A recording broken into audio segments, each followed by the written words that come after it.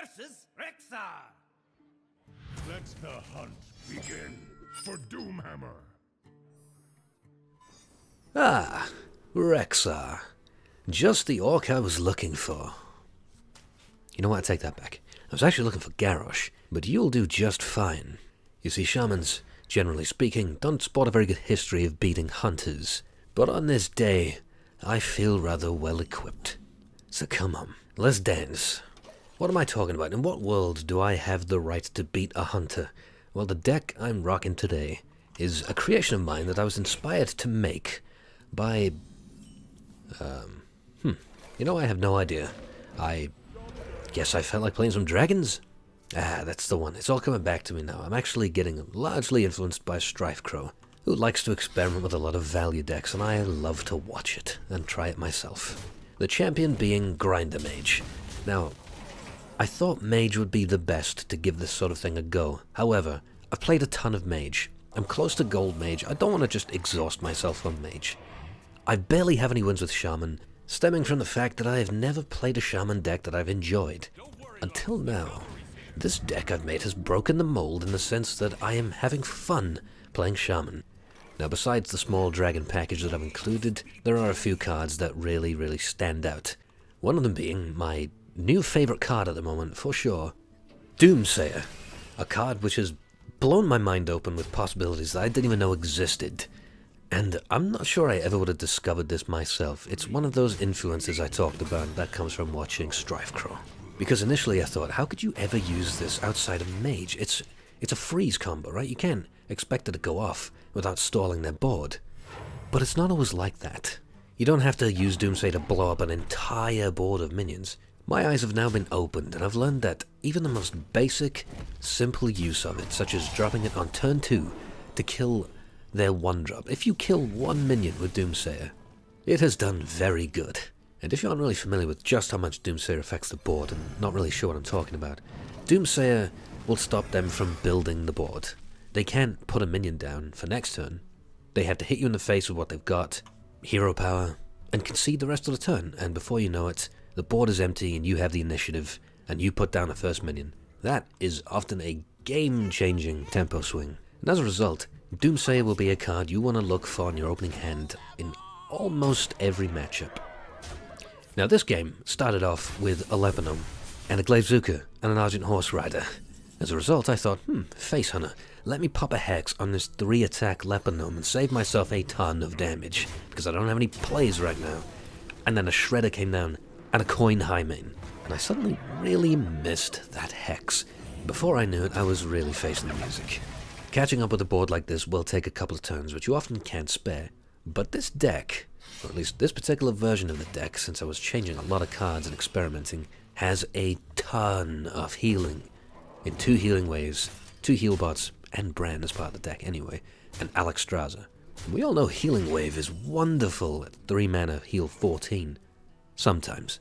Jousting sucks, but this deck can joust pretty well. Most of the minions are 5 cost plus, and any of the cost less you're generally looking for in your opener, such as Doomsayers and Acolytes, so you'll look to pull them out of the deck before the jousting will even happen. So when you finally do joust, you'll generally see Fire Elemental, Dr. Boom, Nefarian. At the very least, you'll likely see Healbot or Blackwing Corruptor pop up. And on this particular turn, I could have dropped the Chillmaw, however, I went with Bran Healbot, since if I'd got owled, I'd have died, and Bran Healbot will put me at such a health total that I can drop Chillmaw next turn, and probably not die, and especially since he's now down to 1 card. One of the cards I've been holding for a while was not an owl, but was actually a secret, so I feel okay about dropping Chillmaw here. I don't really have much choice. I figured it would be best to pop the trap first, just in case it was Bear Trap, and get another free kill with Chillmaw's Explosion. Area of Effect cards are something I'm a bit torn on. Initially I had Lightning Storm and even Elemental Destruction, because I thought, you know what's cool? Volcanic Drake. And Volcanic Drake even has synergy, not only with Ellie Destruction, which is probably going to kill a bunch of shit, but Doomsayer.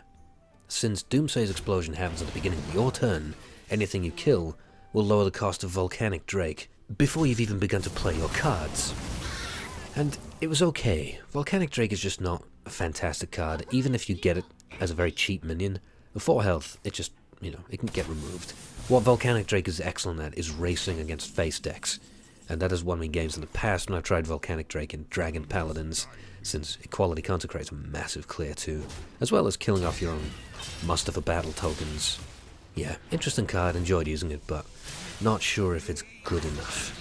And as for AoE itself, Shaman AoE is not good, relying on RNG and overloading you for a lot, but I feel like it's just necessary. I've tried it without, and some games will get very tight against aggro as a result. Like, I had to really count on Chillmore exploding there. But they were all 1 and 2 health minions, and you know Lightning Storm would have made that easy mode. And at this point, the Hunter's going all in. He has to drop kill command because this is probably the only time he'll have a beast to activate it with.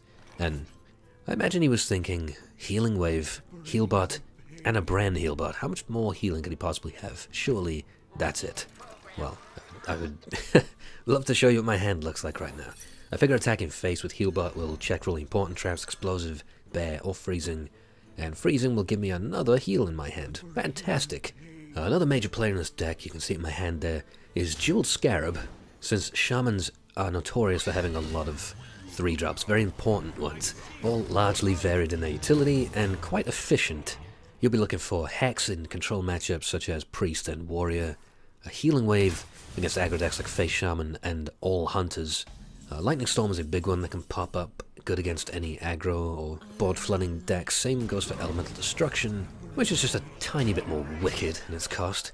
Feral Spirits is another important one that can pop up, a couple of taunts, usually useful in all matchups.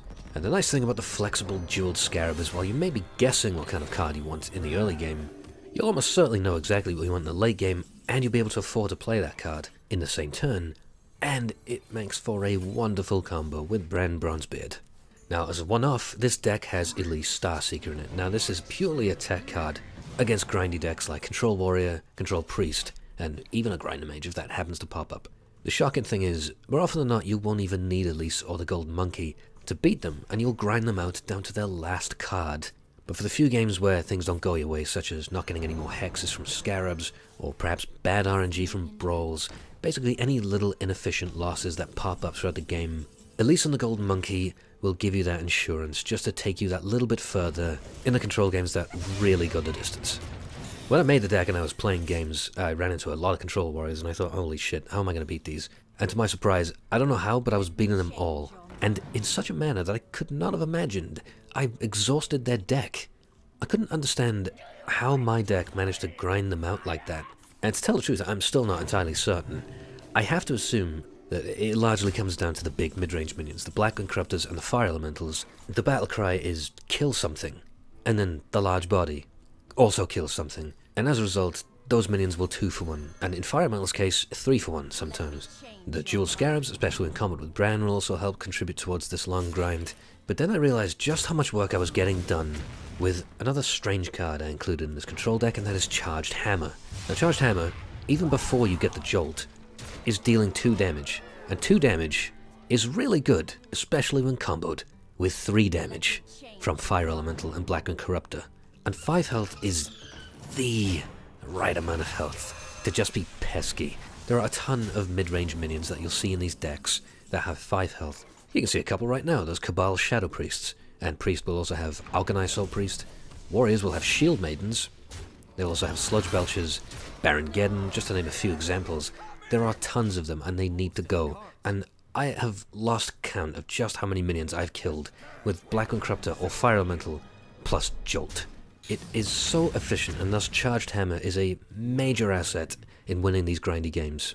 And with all the healing it sports, you can afford to take a few hits with the 4 charges of Charged Hammer on minions. But for the first 3 charges, I often found myself just hitting face if I had nothing to target. But hold the last charge, because on that turn, you can swing with the hammer for 2, get the Jolt, use the Jolt for 4 damage in 1 turn. So don't be wasteful with that last charge. I think that covers all the important card choices I've been experimenting with for this deck. And I'm really looking forward to revisiting the deck and trying it some more when Standard comes around. It's okay now, but it's not good enough, because it smashes control decks, it does okay against aggro, but it cannot beat Zoo, and I mean it fucking falls flat on its face. Zoo, with its current available assets, will destroy you. Nerubian Egg is the single best way to shit all over your Doomsayers imaginable. You cannot AoE down their board because of all death rattles, and, if you try lightning storming a board of Horned Creepers and Void Callers, you can overload yourself and face an even worse board next turn. You can't out-heal them because their hand will never be exhausted due to life tap, and you certainly won't stall them out far enough to fatigue them.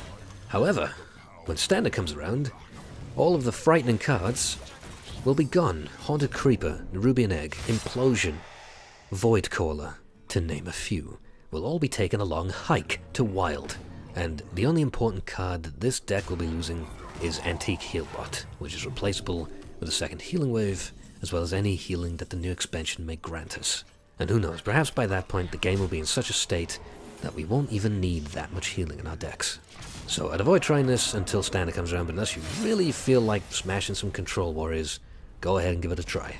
I hope you enjoy, thank you for watching, and goodbye for now.